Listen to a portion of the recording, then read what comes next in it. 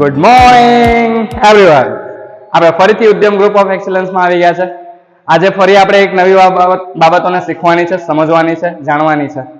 આજે આપણે સમજીશું સાંદ્રતાને લગતા કેટલાક પદો. આપણે આજે સમજવાના છે સાંદ્રતાને માટેના કેટલાક પદો. હવે સાંદ્રતા માટેના કેટલાક પદો. હવે સાંદ્રતા હોય એટલે સિમ્પલ શોર્ટ વસ્તુ છે કે દરેકે દરેક એક પ્રકારનું સંયોજન હોય, એ સંયોજનની ચોક્કસ પ્રકારે સાંદ્રતા હોય. એટલે કે સાંદ્રતા કોની હોય તો કે દ્રાવણની હોય. ભાઈ દ્રાવણની સાંદ્રતા હોય. હવે દ્રાવણ કોને કહીએ તો સાહેબ તમે કહેશો એ રીતે તો કે દ્રાવક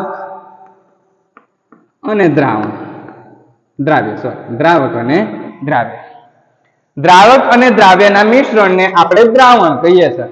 અને પાછો આ દ્રાવક એટલે શું અને દ્રાવ્ય એટલે શું તો કે આપણે સમજીને આયા જેનું પ્રમાણ વધારે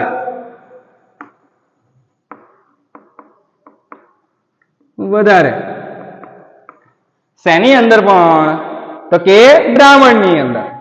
તો કે જેનું પ્રમાણ વધારે છે દ્રાવણમાં એને આપણે શું કહીએ છીએ દ્રાવક કહીએ છીએ. તો દ્રાવ્ય કેવું જેનું પ્રમાણ ઓછું હોય, જેનું પ્રમાણ ઓછું હોય એને આપણે દ્રાવ્ય કહીએ. તો સિમ્પલ ને શોર્ટ વસ્તુ આપણે જ્યારે કહીએ છીએ ખાંડનું દ્રાવણ, તો ખાંડ વત્તા શું બનાવીએ છીએ આપણે પાણી. તો પાણી શું છે દ્રાવક છે અને ખાંડ શું થઈ ગઈ દ્રાવ્ય. તો કે દ્રાવક અને દ્રાવ્યની આપણે વાત કરીએ છીએ. એટલે ખાંડનું દ્રાવણ આપણે જ્યારે બનાવીએ તો ખાંડના દ્રાવણમાં પાણી શું થઈ ગયું દ્રાવક થઈ ગયું અને ખાંડ શું થઈ ગઈ દ્રાવ્ય થઈ ગઈ. એટલે અહીંયા ગાડી આપણને સમજાય છે કે જેનું પ્રમાણ વધારે એ દ્રાવક અને જેનું પ્રમાણ ઓછું તે દ્રાવ્ય. તો હવે થોડુંક એક કન્ફ્યુઝ કરવા માટેનું કહું કે જો 98 ગ્રામ H2SO4 ને 54 ગ્રામ પાણીમાં દ્રાવ્ય કર્યો,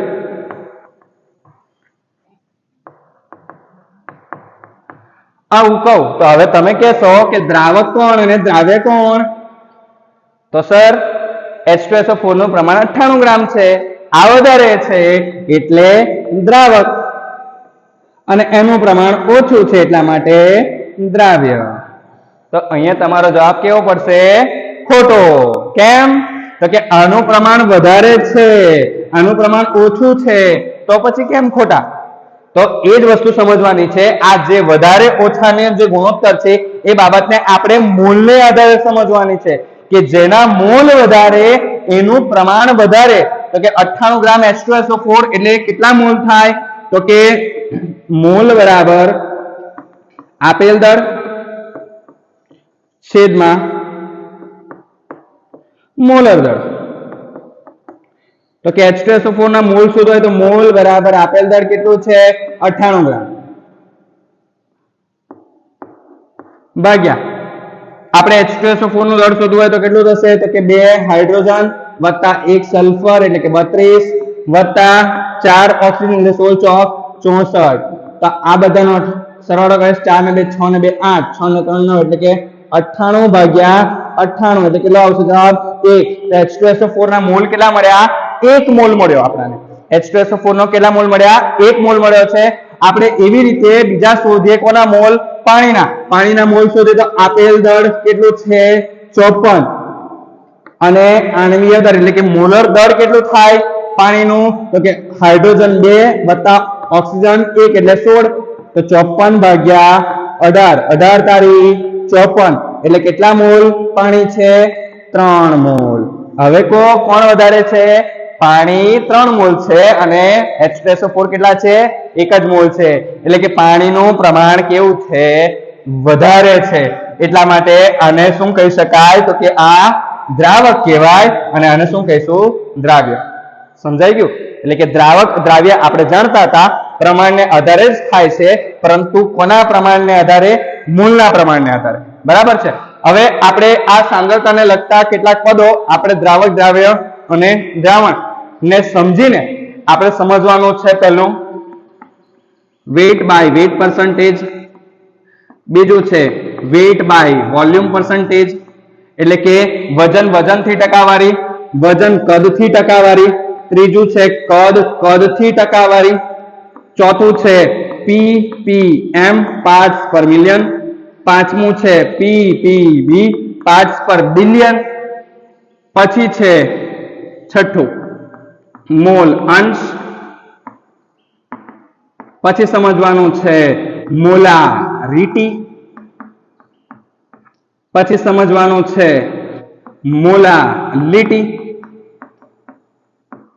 અને પછી સમજવાનું છે નોર્માલિટી. આટલા પદો આજે આપણે સમજવાના છે. પણ આજે માત્ર ને માત્ર 1 2 3 4 5 અને 6 આજના આ વિડીયોની અંદર આપણે આ 6 પદોને આપણે સમજીશું. આ બીજા 3 પદો જે છે આપણે અગાઉના વિડીયોમાં સમજીશું. આજે માત્ર ને માત્ર આ 6 પદને સમજવાનો પ્રયત્ન કરીશું. તો આપણે આજે આ 6 પદોને સમજીએ. એમાં પહેલું છે વજન વજનથી ટકાવારી. તો વજન વજનથી ટકાવારી કઈ રીતે થાય છે? તો વજન વજનથી ટકાવારી માટે આપણે એવું કીધું છે, સમજો કે NaCl નું દ્રાવણ કરતા કહી દઈએ જલીય દ્રાવણ. વેટ બાય વેટ પર્સન્ટેજ 5 છે. આનો અર્થ શું થાય?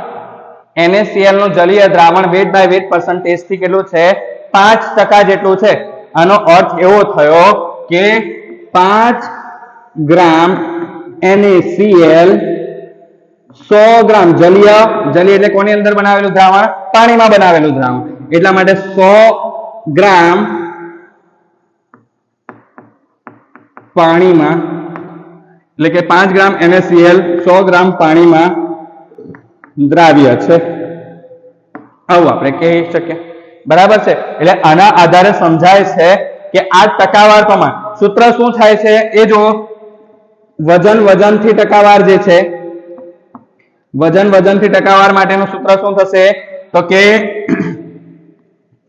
દ્રાવ્યનો દળ એ પણ શેમાં?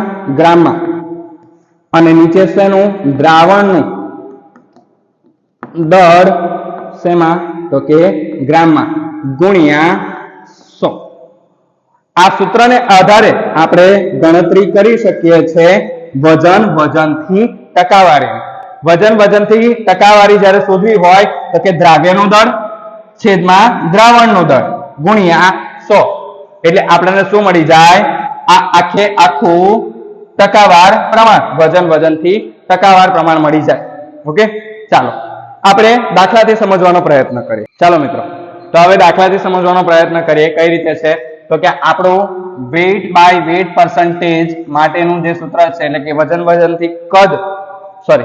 વજનથી ટકાવાર પ્રમાણ જે શોધવાનું છે એનું સૂત્ર આપણે અત્યારે જોયું કે દ્રાવ્યનું દળ ગ્રામમાં ભાગ્યા દ્રાવણનું દળ એ પણ શેમાં? ગ્રામમાં ગુણ્યા 100. આપણું એક સૂત્ર છે.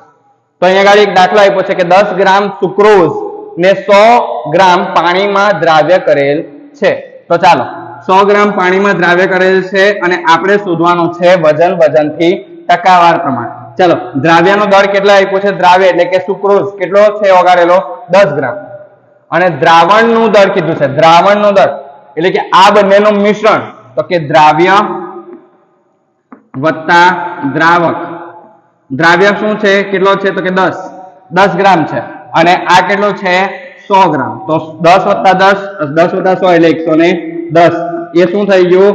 દ્રાવણનું દળ થઈ ગયું. દ્રાવણનું દળ કેટલું મળ્યું? 110 ગુણ્યા 100 થઈ ગયું. તો ચાલો મીંડો ઉડી ગયો. 100 ભાગ્યા 11. તો 11 વડે 11 નવા 99. ચાલો વધશે, ફરીથી 1 વધશે, પોઈન્ટ મૂકીએ તો બીજું 1 મીંડું લાગશે. 0.09% શું મળશે? વેટ બાય વેટ કેટલા મળે છે? 9.09. 0.09%. ચાલો એના પછી હજુ એક દાખલો આપણને આપેલો છે, એ દાખલો ગણવાનો પ્રયત્ન કરીએ આપણે. અહીંયા ગાડી શું આપ્યું છે કે 10 ગ્રામ NaCl, જો 10 ગ્રામ NaCl ને 100 ml દ્રાવણમાં દ્રાવ્ય કરેલ છે. હવે દ્રાવણની અંદર દ્રાવણ પહેલેથી જ કહી દીધું છે કેટલા ml છે, 100 ml છે, પણ આપણે શું શોધવાનું છે, વજનથી ટકાવાર. તો હવે આપણું સૂત્ર એનું એ જ કે વજનથી ટકાવાર બરાબર દ્રાવ્યનું દળ ગ્રામમાં અને દ્રાવણનું દળ એ પણ શેમાં, ગ્રામમાં, ગુણ્યા 100. તો દ્રાવ્યનું દળ આપણી પાસે છે કેટલું, 10 ગ્રામ, અને દ્રાવણનું દળ જોઈએ છે, અહીં તો ml આપ્યું છે, આપણે શેમાં જોઈએ, ગ્રામમાં જોઈએ. પણ એક બીજી વસ્તુ એને જોડતી શું આપી છે, 1.2 દ્રાવણની શું છે, ઘનતા. તો ઘનતા બરાબર સૂત્ર શું થાય, દળ ભાગ્યા કદ. આપણે શું જોઈએ છે, દળ જોઈએ છે, આપણી પાસે ઘનતા છે કેટલી, 1.2 બરાબર દળ જોઈએ છે, એટલે એને આપણે નથી ખબર એટલે x. કદ કેટલું આપ્યું, 100 ml. તો 100 સામે જાય તો ગુણાકારમાં 1.2 ને 100 વડે ગુણવું એટલે 120 ગ્રામ. આપણને શું મળી ગયું, દળ મળી ગયું. શેનું, તો કે દ્રાવણનું દળ મળી ગયું એટલે 120 ગુણ્યા 100. ચાલો 0 0 કટ, તો 100 ભાગ્યા 12. ચાલો 12 વડે ભાગાકાર કરીએ અને ભાગાકાર કરી લઈએ આપણે 8.33. ચાલો મિત્રો આપણે સમજી લીધું વજનથી ટકાવાર પ્રમાણ.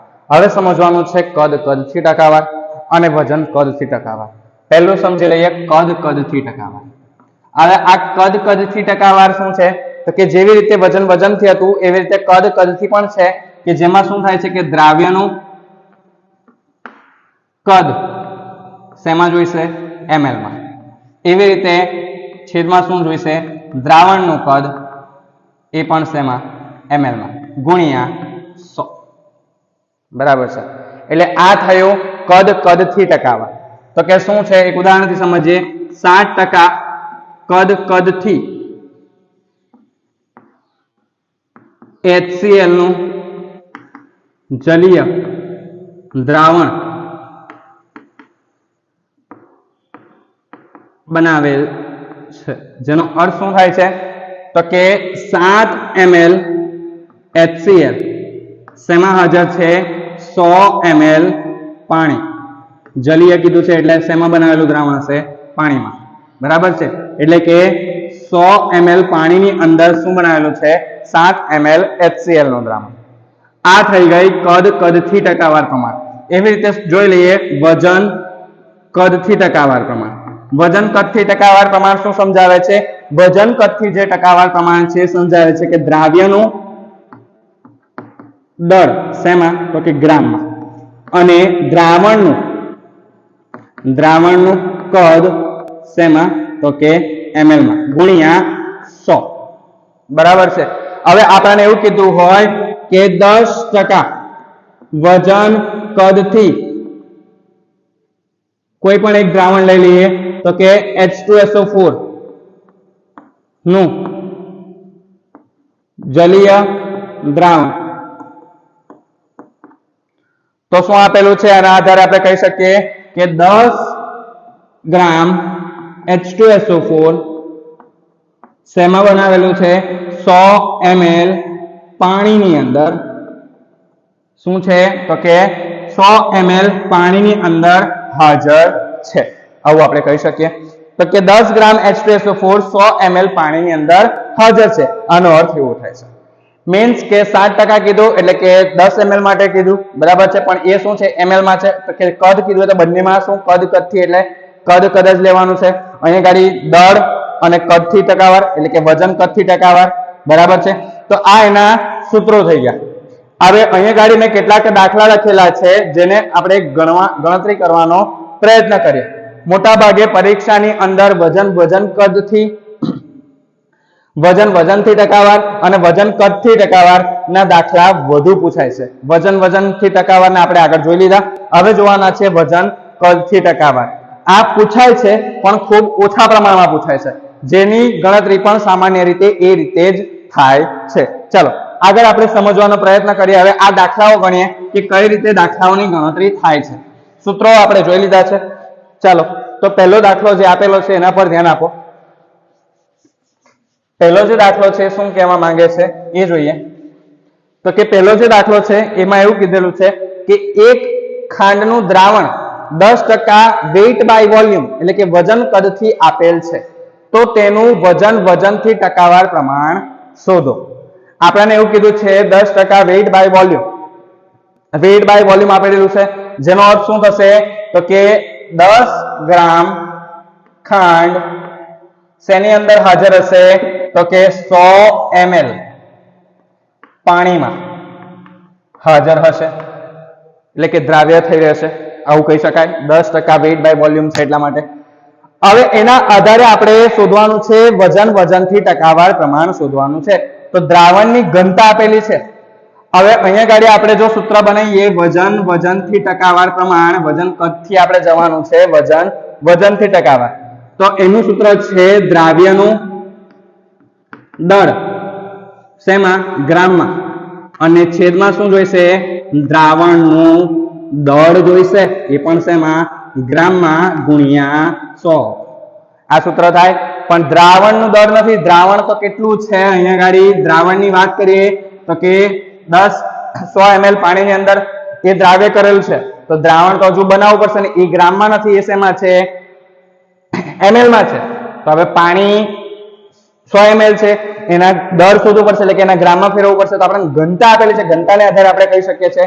તો ઘનતા બરાબર શું થાય સૂત્ર ઘનતા બરાબર દળ ભાગ્યા કદ. આપણે દળ શોધવાનું છે, ઘનતા આપેલી છે, તો કદ ક્યાં જશે સામે, તો દળ બરાબર શું થશે કદ ગુણ્યા ઘનતા થાય. તો દળ બરાબર સૂત્ર કદ કેટલું આપ્યું છે 100 ml અને ઘનતા કેટલી કીધી છે 1.25.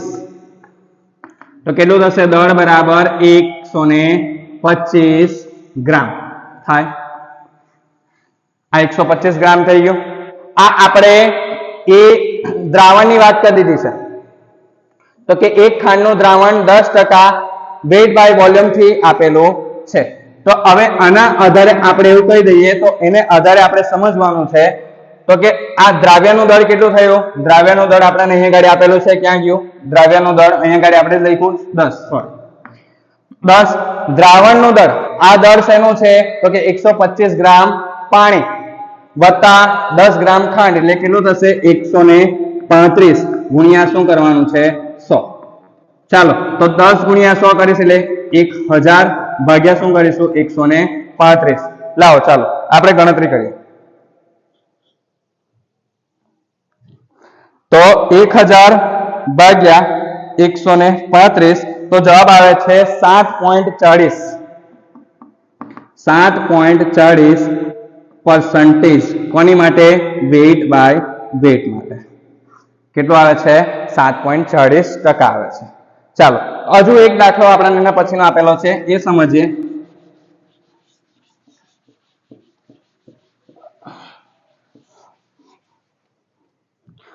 હવે શું કીધું છે કે એક મીઠાના દ્રાવણનું વજનથી ટકાવાર પ્રમાણ કેટલું છે 10 છે.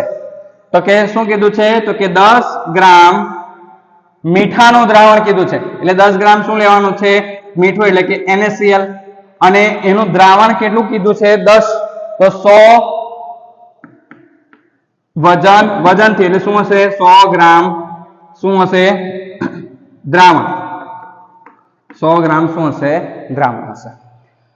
તો આપણે એ પ્રમાણ પરથી વજન કદથી શોધવાનું છે. પહેલા વજન કદથી આપણે વજન શોધવાનું હતું, હવે વજનથી વજન કદ શોધવાનું છે. આપણને અહીંયા ગાડી બીજી કોઈ માહિતી આપી નથી. ચાલો, તો આપણે કદ શોધવું હોય તો શું કરી શકીએ તો કે આપણે આ પરિસ્થિતિની અંદર ઘનતા બરાબર લઈ લઈએ 1.2 ગ્રામ પર ml. આપણે આ ઘનતા કહી દીધી, આટલી ઘનતા છે. ચાલો હવે આને આધારે આપણે સમજવાનો છે આ દાખલો. તો આપણને શું કીધું છે વજન કદથી ટકાવાર પ્રમાણ. ચાલો, દ્રાવ્યનું વજન છેદમાં દ્રાવણનું કદ ગુણ્યા 100. પણ અહીંયા તો દ્રાવણનું દળ આપ્યું છે, વજન આપ્યું છે, તો આપણે ઘનતાવાળું સૂત્ર મૂકી દઈએ. તો ઘનતા બરાબર દળ ભાગ્યા કદ. હવે શોધવાનું શું છે આપણે? કદ. તો કદ સામે જશે ઘનતા છેદમાં, તો કદ બરાબર દળ કેટલું છે? 100 અને ઘનતા કેટલી આપી? 1.2. ચાલો, તો કદ બરાબર 100 ભાગ્યા 1.2 કરી દઈએ. ચાલો, તો કરતા આવે છે 83.33 ml. આ આપણને શું મળ્યું? કદ મળી ગયું. આ કદ મળે છે. ચાલો, વજન કદ થી ટકાવાર પ્રમાણ બરાબર દ્રાવ્યનું વજન કેટલું? 10. દ્રાવણનું કદ કેટલું મળ્યું? 83.33 ગુણ્યા 100. હવે જે જવાબ આપણે અહીંયા ગાડી મેળવવો છે એ મેળવી લઈએ. તો કે 1000 ભાગ્યા 83.33, તો જવાબ આવે છે weight by weight volume percentage is equal to 12.0004, એટલે કે નિયરેસ્ટ કેટલું કહેવાય? 12 કહી શકાય. બરાબર છે. એટલે આ આપણા આટલી ટકાવાર પ્રમાણ શું મળે છે? વજન કદથી ટકાવાર પ્રમાણ મળે છે. બરાબર છે. એટલે આની આપણે ગણતરી કરી લીધી અને વેઇટ બાય વોલ્યુમ નો જવાબ કેટલો આવે છે આપણો? 12% વજનથી કદ. ઓકે, ચાલો હજુ એક દાખલો આપણે અહીંયા ગાડી આપેલો છે, પ્રેક્ટિસ કરી લઈએ, જેથી આપણને આગળ કોઈ જાતની ક્વેરી રહી જાય નહીં, કોઈ જાતનો પ્રશ્ન રહી જવો જોઈએ નહીં. ચાલો આપણે સમજીએ હવે શું કહે છે. પ્રશ્ન થોડોક ડિફિકલ્ટ લાગે છે જોવામાં, પણ એટલો કઈ અઘરો છે નહીં. HNO3 નું દ્રાવણ 5 વજનથી ટકાવાર આપ્યું છે. જો વજનથી ટકાવાર HNO3 આપ્યો છે, મીન્સ કે 5 ગ્રામ HNO3 કેટલામાં? તો કે 100 ગ્રામ દ્રાવણમાં દ્રવ્ય હશે. બરાબર છે. 100 ગ્રામ દ્રાવણમાં કેટલો છે? 5%. તો ચાલો હવે શું કીધું છે કે HNO3 100 ml દ્રાવણમાં દળ કેટલું હશે? આપણને 100 ml શું આપ્યું છે? 100 ml આપણને અહીંયા ગાડી દ્રાવણ આપી દીધું છે. તો એમાં HNO3 નું દળ ગણવાનું છે. હવે HNO3 નું દળ ગણવાનું છે. તો 100 ગ્રામ દ્રાવણમાં કહી દીધું છે. બરાબર છે. તો હવે આપણે અહીંયા ગાડી એવું કીધું હોય 100 ml માં ગણવાનું છે. તો પહેલા તો આપણે એક સૂત્ર મૂકીએ. શેમાં? દળની ગણતરી. વજનથી ટકાવાર પ્રમાણ. વજનથી ટકાવાર પ્રમાણ બરાબર શું થશે? દ્રાવ્યનું દળ ભાગ્યા દ્રાવણનું દળ ગુણ્યા 100. આ સૂત્ર છે. તો અહીંયા ગાડી શું આપ્યું છે? પર્સન્ટેજ આપણને કહી દીધા છે. વજનથી ટકાવારના કેટલા કીધા છે? 5. દ્રાવ્યનું દળ એ તો શોધવાનું છે. HNO3 નું દળ તો આપણે શોધવાનું છે, એટલે એને કહી દઈએ x. ખબર નથી એટલા માટે. દ્રાવણનું દળ કેટલું આપ્યું છે? અહીંયા ગાડી 100 ml. બરાબર છે. 100 ml આપણે 100 ml દ્રાવણ 100 ગ્રામ આપણે શું કહી દીધું છે? આદર્શ રીતે કીધું છે, પરંતુ અહીંયા ગાડી પરિસ્થિતિની અંદર 100 ml દ્રાવણમાં દ્રાવ્ય છે એવું કીધું છે, એટલા માટે આપણે 100 ગ્રામ ને બદલે શું લેવું પડશે? 100 ml. એટલે મતલબમાં આપણે 100 ml દ્રાવણ આપેલું છે. તો હવે ઘનતાને આધારે આપણે શોધી કાઢીએ. ઘનતા બરાબર દળ ભાગ્યા કદ. આપણે શું જોઈએ છે? દ્રાવણનું દળ જોઈએ છે, એટલે કદ ક્યાં જશે? ગુણાકારમાં દળ બરાબર ઘનતા ગુણ્યા કદ થશે. ઘનતા કેટલી આપેલી છે? 1.4 આપેલી છે, ગુણ્યા કદ કેટલું થયું? 100 ml. તો 100 વડે ગુણીશ એટલે કેટલો જવાબ આવશે? 140. તો અહીંયા થશે 140 ગ્રામ દળ થશે ગુણ્યા 100. ચાલો 140 સામે જાય તો x બરાબર x ને કરતા બનાવી દઈએ.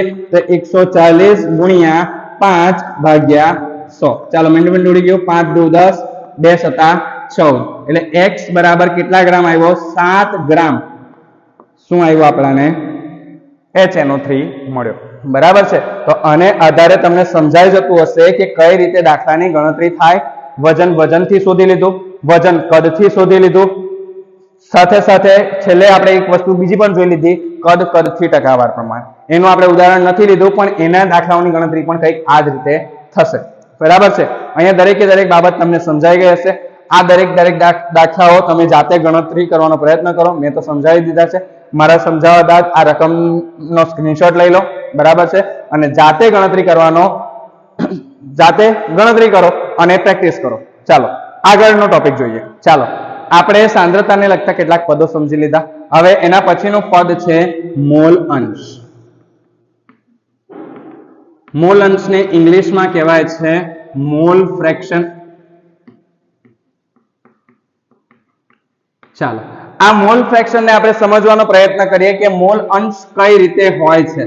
તો કે કેટલા પ્રમાણમાં મોલ નો અંશ એટલે કે મોલના ભાગ હાજર છે એ વસ્તુ આપણે સમજવાની છે. એટલે કે સમજો એક દ્રાવણ છે, બરાબર છે, આપણે એક દ્રાવણ તૈયાર કર્યું. ચાલો હવે આ જે દ્રાવણ તૈયાર કર્યું છે એ દ્રાવણની અંદર આપણે સમજી લઈએ કે A અને B બે વસ્તુ હાજર હોય. આપણને ખબર છે A એટલે દ્રાવક અને B એટલે દ્રાવ્ય, એવું લઈ લઈએ. ચાલો બરાબર છે. આપણને ખબર છે 3 મોલ આપણે એવું સમજી લઈએ શું હાજર છે, દ્રાવક હાજર છે, અને 1 મોલ શું હાજર છે તો કે દ્રાવ્ય હાજર છે. હવે દ્રાવક અને દ્રાવ્યના મોલ અલગ અલગ રીતે આપેલા છે. 1 મોલ શું આપ્યો છે, દ્રાવ્ય આપ્યો છે, અને 3 મોલ શું આપ્યું છે, દ્રાવક આપ્યું છે. આપણે હવે એવું કીધું હોય કે મોલ અંશ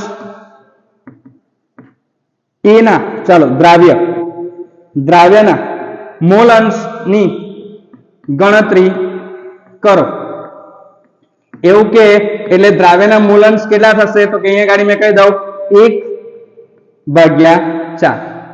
અને એવું કે દ્રાવકના મોલ અંશ ની ગણતરી કરો તો એ થશે 3/4. હવે આ પાછું કઈ રીતે આવ્યું તો સમજો કે દ્રાવ્યના મોલ અંશ અને દ્રાવકના મોલ અંશ.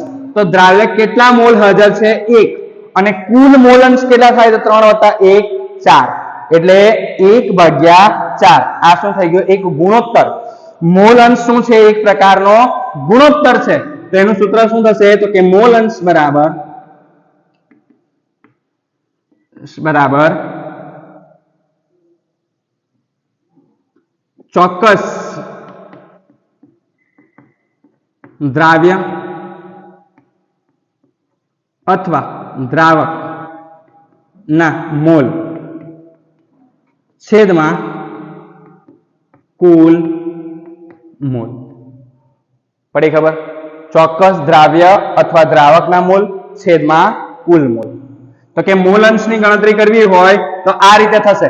અને જે મોલ અંશ છે એને નિશાની તરીકે ઘણીવાર ઝીટા તરીકે દર્શાવવામાં આવે છે. ઝીટાની સાઇન કંઈક આ રીતની છે, આને કહેવામાં આવે છે ઝીટા, અને ઝીટા કહેવામાં આવે છે.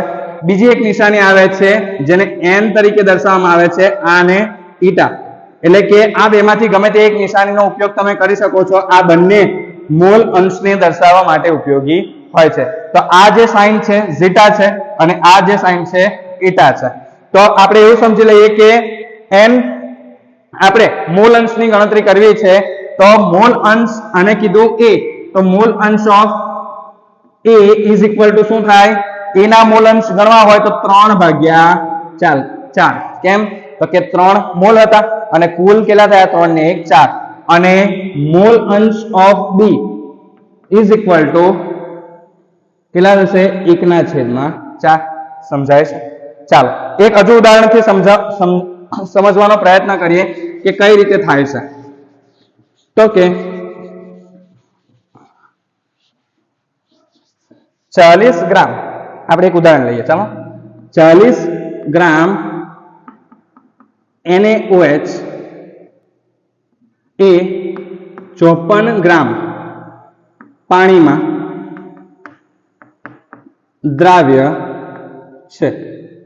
તો NaOH અને H2O એટલે કે પાણી ના મોલ અંશ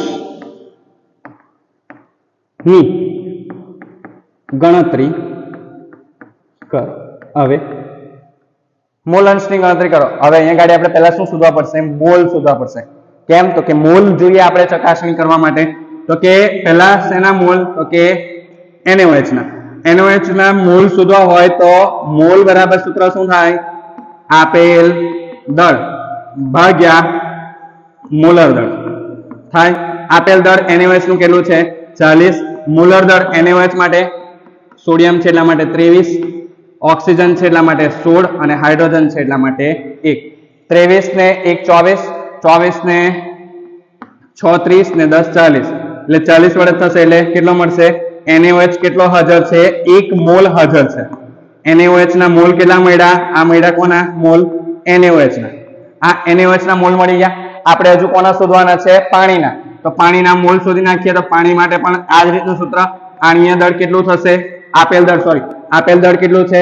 54 છેદમાં મોલર દળ પાણી છે એટલા માટે 2, હાઇડ્રોજન એટલે 2 અને ઓક્સિજન 1 છે એટલા માટે 16. 16 ને 2 18, 18 તારી 54 એટલે કેટલા આવશે? 3 મોલ. ચાલો પાણી કેટલા હાજર છે? તો કે NaOH જે છે એ 1 મોલ હાજર છે અને જે પાણી છે એ કેટલા મોલ હાજર છે? 3 મોલ હાજર છે. હવે આપણને એવું કીધું છે કે બંનેના મોલની ગણતરી કરવાની છે. NaOH ના મોલ, તો મોલ અંશ કોની માટેના? NaOH માટેના. તો NaOH ના મોલ એટલે કે દ્રાવ્ય છે, આપણે દ્રાવ્ય કહી શકીએ. દ્રાવ્યના મોલ કેટલા? 1 છેદમાં કુલ મોલ એટલે આ બંનેનો સરવાળો 3 + 1 એટલે કેટલા? 4. અને હવે બીજા કીધા છે પાણીના મોલ અંશની ગણતરી કરીએ તો કેટલું થશે? 1 3 ના છેદમાં 4. કેમ? તો કે પાણીના કેટલા? 3 મોલ અને કુલ મોલ કેટલા? 3 + 1 એટલે કેટલા થાય? 4. થઈ ગયું. હવે આ તો સામાન્ય બાબત થઈ ગઈ. આપણને એક સિમ્પલ ને શોર્ટ વસ્તુ છે કે આની ગણતરી કરો 1/4 કરો એટલે કેટલા જવાબ આવશે? 0.25 અને 3/4 કરો એટલે જવાબ કેટલો આવશે? 0.75. એટલે સિમ્પલ ને શોર્ટ વસ્તુ એક વસ્તુ યાદ રાખજો કે જ્યારે કુલ મોલ અંશની ગણતરી, મોલનો સરવાળો કરો, મોલ અંશનો સરવાળો કરો એટલે જવાબ હંમેશા કેટલો આવશે? 1 આવશે. મોલ અંશનો સરવાળો હંમેશા કેટલો આવે? કોઈ એક દ્રાવણ છે, તમે દ્રાવણ બની ગયો અહીંયા ગાડી, તો આ દ્રાવણની અંદર દ્રાવ્યના અને દ્રાવકના મોલ અંશની ગણતરી કરી એટલે આ બંનેનો જ્યારે સરવાળો કરો તો હંમેશા જવાબ કેટલો આવવો જોઈએ? 1. તો 0.25 ને છેલ્લે આપ્યો છે 0.75, તો બંનેનો સરવાળો કરશો તો જવાબ કેટલો આવશે? 1 આવશે. એટલે હંમેશા moles of H2O and mole fraction of NaOH is equal to 1. એટલે કે બંનેના મોલ અંશનો સરવાળો હંમેશા કેટલો આવે? 1. તો આપણને જો આના જ મોલ અંશ ખબર હોય તો આપણે શોધી શકીએ. કેવી રીતે? તો કે મોલ અંશ કોને આપણને ખબર છે? NaOH વત્તા બીજું એક સૂત્ર શું છે? મોલ અંશ કોના? H2O ના. બરાબર શું થાય? 1. NaOH ના આપણે શોધી લીધા કેટલા થયા? 0.25 વત્તા XH2O બરાબર 1. તો આ 0.25 સામે જાય તો શું થશે? માઈનસ. એટલે XH2O is equal to 1 minus 0.25. તો જવાબ કેટલા આવ્યો? 0.75 આવી ગયો. સમજાતું હશે? બરાબર છે. એટલે હંમેશા મોલ અંશનો કુલ મોલ અંશ બરાબર છે, જ્યારે દ્રાવક અને દ્રાવ્યના મોલ અંશને ભેગા કરશો તો જવાબ હંમેશા કેટલો આવવો જોઈએ? 1 આવવો જોઈએ. આ હંમેશા યાદ રાખજો. બરાબર છે. તો આશા છે મોલ અંશ જે સમજાવવા માંગુ છું તે સમજાઈ ગયો છે.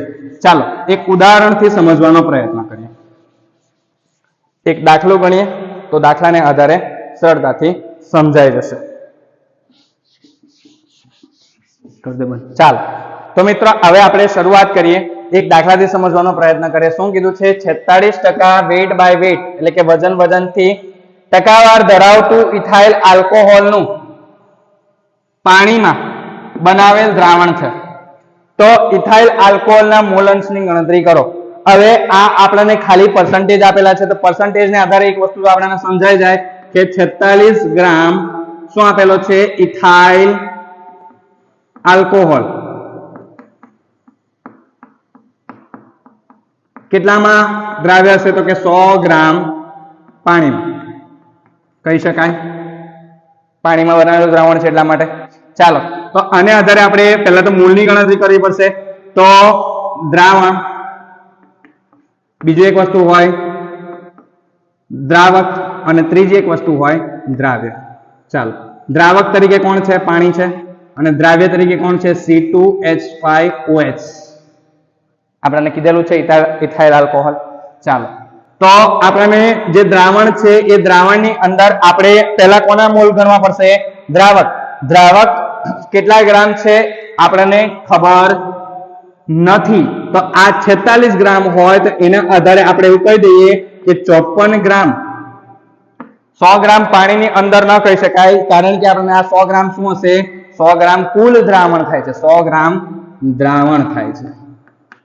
100 ગ્રામ શું થશે? દ્રાવણ થશે. એટલા માટે 54 ગ્રામ બાકી શું રહ્યું હશે? પાણી. આ તો કુલ આપણને દ્રાવણની માહિતી આપી છે. શું આપી છે? 100 ગ્રામ દ્રાવણની માહિતી આપી છે. એટલે કે 54 ગ્રામ શું હશે? પાણી હશે. અને 46 ગ્રામ શું હશે? Ethyl alcohol. તો આપણી પાસે મોલ શોધવાનું સૂત્ર છે. મોલ બરાબર શું થાય? આપેલ દળ છેદમાં મોલર દળ. આપેલ દળ કેટલું આવ્યું પાણીનું? 54 ગ્રામ ભાગ્યા મોલર દળ આપણે આટલી વખત શોધેલું છે એટલે યાદ જ થઈ જાય. હવે તો કેટલું થાય છે? 18. એટલે કેટલું આવશે? મોલ બરાબર 3. ચાલો C2H5OH તો કાર્બનના કેટલા થાય? 12. હાઇડ્રોજનના કેટલા થાય? 1. અને ઓક્સિજન કેટલા થશે? 16. ચાલો તો મોલ બરાબર આની ગણતરી કરીએ. કેટલા ગ્રામ ઇથાઇલ આલ્કોહોલ છે? ઇથાઇલ આલ્કોહોલ 46 છે. ચાલો મોલર દળ ગણવું પડશે. કેટલું થશે? કાર્બન કેટલા છે? 2. એટલે 2 ગુણ્યા 12 વત્તા હાઇડ્રોજન કેટલા આપ્યા છે? આપણને 5 આપેલા છે. અરે તો 5 ગુણ્યા 1 વત્તા આપણને ઓક્સિજન કેટલા આપ્યા છે? ઓક્સિજન એક જ આપ્યો છે એટલા માટે 16. 12 દુ 24 એટલે 46 ના છેદમાં 24 વત્તા 5 વત્તા 16. ચાલો 16 ને 24 કરીશું એટલે 40 ને 5 45. ચાલો તો આપણે 46 ભાગ્યા 45 થાય છે. એટલે કે આનો જવાબ આપણે ગણતરી કરીને મેળવી લઈએ. આનો જવાબ આવે છે 1.022. એટલે નિયરેસ્ટ આપણે જવાબ લઈ લઈએ 1 મોલ કહી શકાય. ચાલો તો આપણને અહીંયા ગાડી જવાબ આવે છે ભાગ્યા 46 ભાગ્યા 45 આપણે જવાબ મેળવી લીધો. એ પ્રમાણે 1 મોલ આપણે કહી દઈએ. તો આના કેટલા મોલ છે? દ્રાવકના 3 મોલ. અને આના કેટલા મોલ છે? 1 મોલ. તો આપણે કોના મોલ અંશની ગણતરી કરવાની છે? આપણને એવું કીધું છે કે ઇથાઇલ આલ્કોહોલના મોલ અંશની ગણતરી કરો.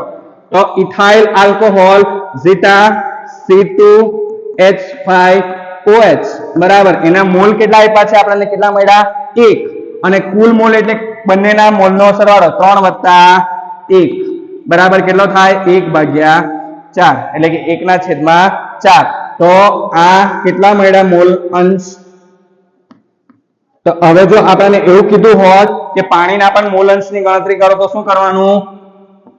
C2H5OH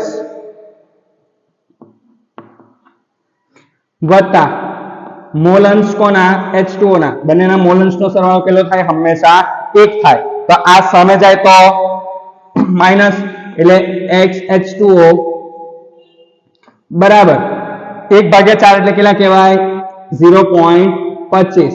0.25 માઇનસ કરીશ એટલે કેટલો જવાબ આવશે? 0.75 થઈ જાય. બરાબર છે. એટલે H2O ના મોલ અંશ કેટલા મળે છે? 0.75. અને એને ફ્રેક્શન ફોર્મમાં લખવું એટલે 3/4. બરાબર છે.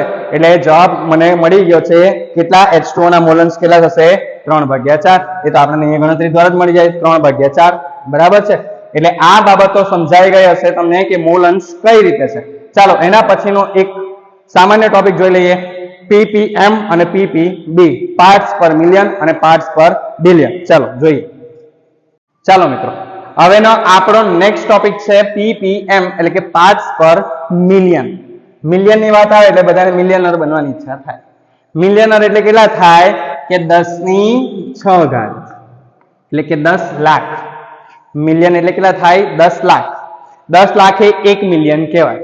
તો હવે આ ppm છે શું? તો એક રીતે સમજાવું કે 2 ppm ખાંડનું દ્રાવણ એવું કહી દીધું. એનો અર્થ શું થાય?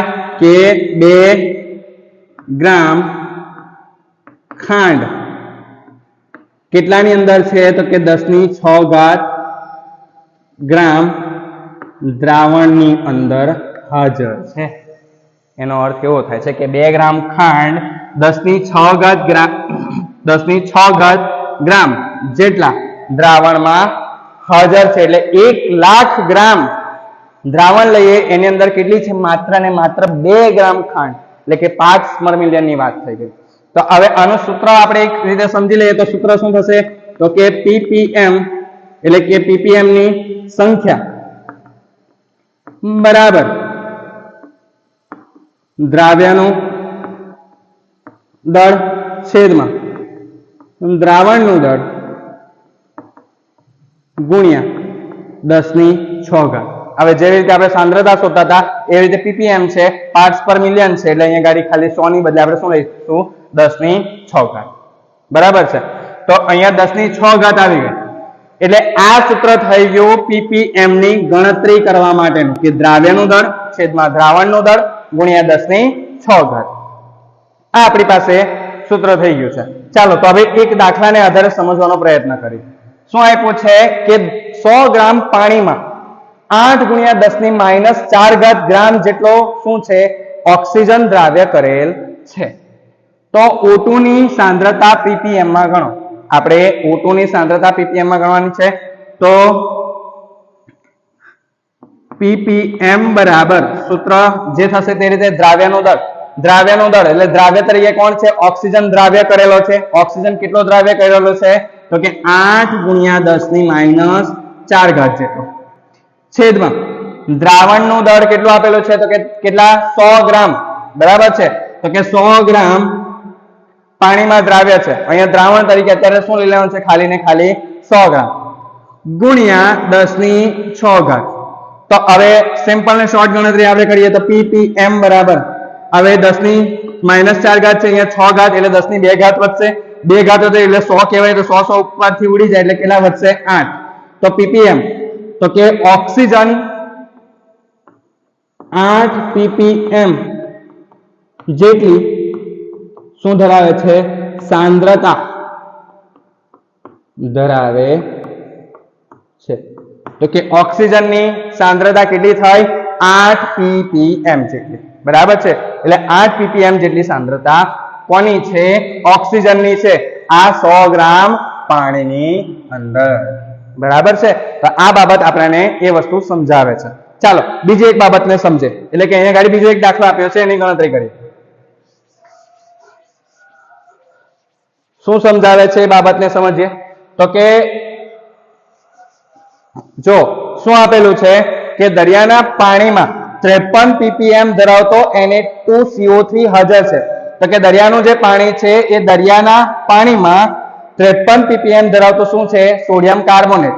તો સોડિયમ કાર્બોનેટના દળની ગણતરી કરો. આપણને ppm આપી દીધેલા છે. ppm નું સૂત્ર શું થાય? ppm બરાબર દ્રાવ્યના દળ ભાગ્યા દ્રાવણ ના દળ ગુણ્યા 10⁻⁶ થાય. ચાલો ppm આપણે પહેલેથી કીધેલા છે. કેટલા છે? 53 ppm. બરાબર. શું કીધું છે?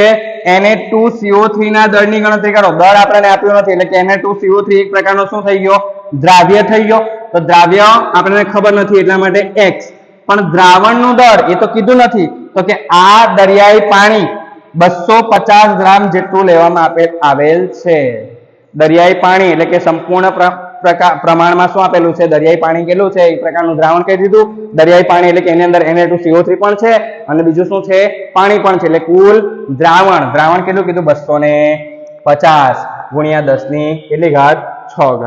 ચાલો હવે બાકી બધાને સમય લઈ જઈએ. તો x બરાબર 53 ગુણ્યા 250 છેદમાં 10⁶.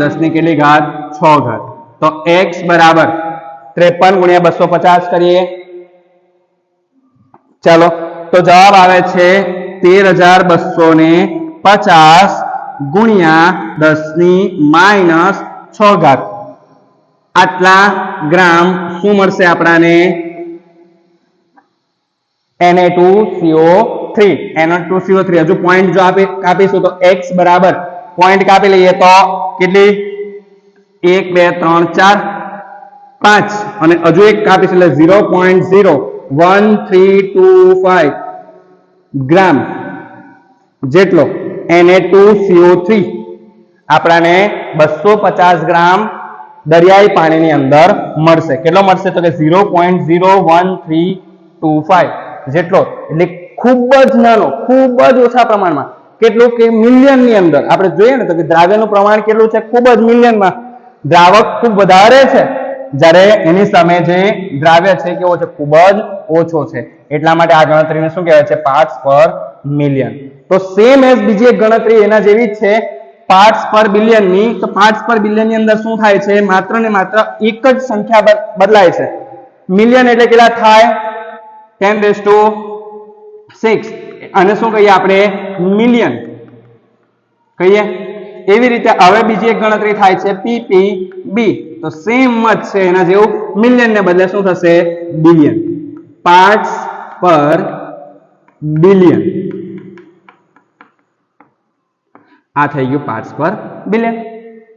બરાબર છે. તો એની માટે શું કરવાનું? સૂત્ર એ જ બનાવીશું, PPB બરાબર દ્રાવ્યનું દળ છેદમાં દ્રાવણનું દળ ગુણ્યા 10 ની કેટલી ઘાત? 9 ઘાત. હવે બિલિયન એટલે કેટલા થાય? બિલિયન એટલે 10 ની કેટલી ઘાત? 9 ઘાત. બરાબર છે. 10 ની 9 ઘાત એટલે બિલિયન થાય. આ સૂત્રને આધારે તમે બીજા બધા દાખલાઓની ગણતરી કરી શકો છો. એના જેવા જ દાખલા છે, માત્ર ને માત્ર શેનો ફરક છે? 10 ની 9 ઘાત. તો તમે અહીંયા PPB એમને બદલે PPB કરીને આ જ દાખલાઓની ગણતરી જાતે કરો, અને શું જવાબ આવે છે કોમેન્ટમાં તમારે મને કહેવાનું છે. તો આજના લેક્ચરમાં, આજના વિડીયોમાં આજે આપણે બસ આટલું જ અહીંયા રાખીએ છીએ. આપણે હવે નેક્સ્ટ સેશનમાં મોલારિટી, મોલાલિટી, નોર્માલિટી અને હજુ એક ટોપિક રહી જાય છે આપણો તુલ્યભાર. એ આપણે સમજીશું. તુલ્યભાર કોને કહેવાય છે? તુલ્ય દળ કોને કહેવાય છે? એ બધી જ બાબતો આપણે સમજવાની છે. જો તમને આ બધી બાબતો સમજાતી હોય, તમને ભણવાની મજા આવતી હોય, અમારા ઓફલાઈન લેક્ચરમાં પણ તમે જોડાઈ શકો છો. જે એ ચોક્કસ પ્રકારે ચોક્કસ જગ્યા ઉપર, એટલે કે આ આપેલ એડ્રેસ પર ચાલી રહ્યું છે. તમે અમારી સાથે ઓફલાઈનમાં પણ જોડાઓ. અને આ વિડીયો જો તમને ગમ્યો હોય તો લાઈક, શેર, સબસ્ક્રાઇબ કરતા જજો. અને આપણે આવતી વખત મળીશું. Tata, bye bye.